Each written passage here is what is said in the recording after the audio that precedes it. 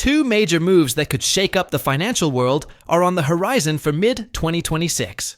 Google and CM Group are launching a private blockchain system focused on cross-border payments and the tokenization of real-world assets. At the same time, the US Department of Commerce has decided to publish gross domestic product, GDP data, on 9 different blockchains. But XRP Ledger isn't on that list.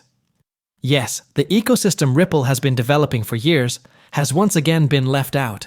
So, is this just a technical choice, or is there a deeper strategy behind it? This video takes a close look at these two developments. On one side, one of the world's largest tech giants, Google, is building a financial infrastructure that will play by its own rules.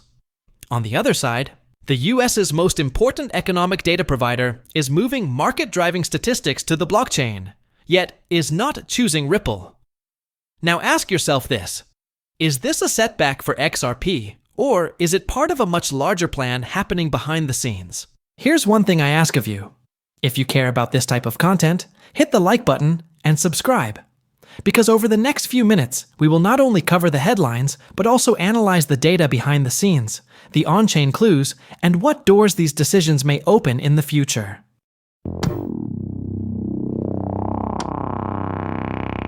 To begin with, you should know this. Among the 9 blockchains chosen by the US Department of Commerce are Bitcoin, Ethereum, Solana, Tron, Stellar, Avalanche, Arbitrum, Polygon, and Optimism. But not XRP Ledger. Why?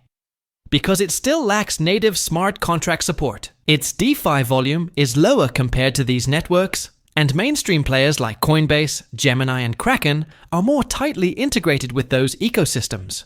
This may sound like a simple technical reason, but this involves billions of dollars in data flow, statistics that can even influence interest rate decisions, and the architecture of future finance. So, how does Google's move fit in?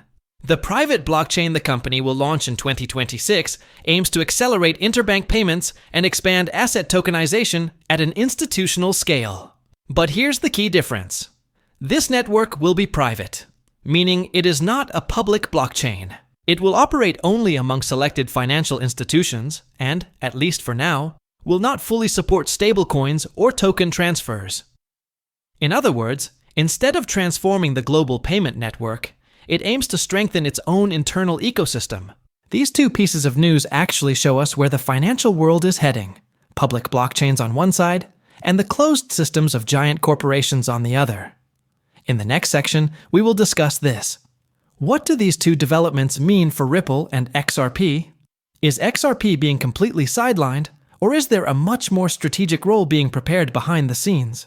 Google and CME Group's private blockchain system set to launch in 2025, and the 9 blockchain networks selected by the US Department of Commerce while excluding XRP Ledger. At first glance, these may seem negative for XRP because it is missing in one and the other is being presented almost as a direct competitor. But in reality, these developments show us this. The blockchain world is not a single center. Each network has a different specialty and game plan. Where is XRP's real strength? Liquidity and fast, low-cost cross-border payments. This capability will continue to play a crucial role, especially in instant interbank transfers and in connecting public chains with each other. Google's private blockchain may function within its own ecosystem. But if Citibank, JP Morgan, Deutsche Bank, R3, and others each create their own chain, a bridge between them will still need to be built by a public network. This could be XRP's most strategic point in the future. Also, don't forget, even among the 9 blockchains chosen by the US Department of Commerce, there is a network like Bitcoin with limited smart contract support. This list is not final. Officials have already stated that more networks may be added in the future.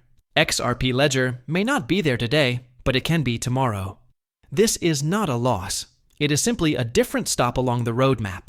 Now, what's your view? Do you think these developments will suppress XRP's value in the long term, or will they actually push it into a more central position? Leave your comments below, because on this channel, discussions don't just flow top-down, they move both ways. If you found this analysis useful, hit the like button and subscribe now, because in the next video, I'll open a much more critical file. A plan based on on-chain data about the price ranges where XRP may be traded during 2026-2027. Not just a price prediction, but a roadmap built on real data. You won't want to miss that video. That's it for today. Remember, in the blockchain world, no single piece of news is a victory or a collapse. Each development is a signal for the next move. See you in the next video.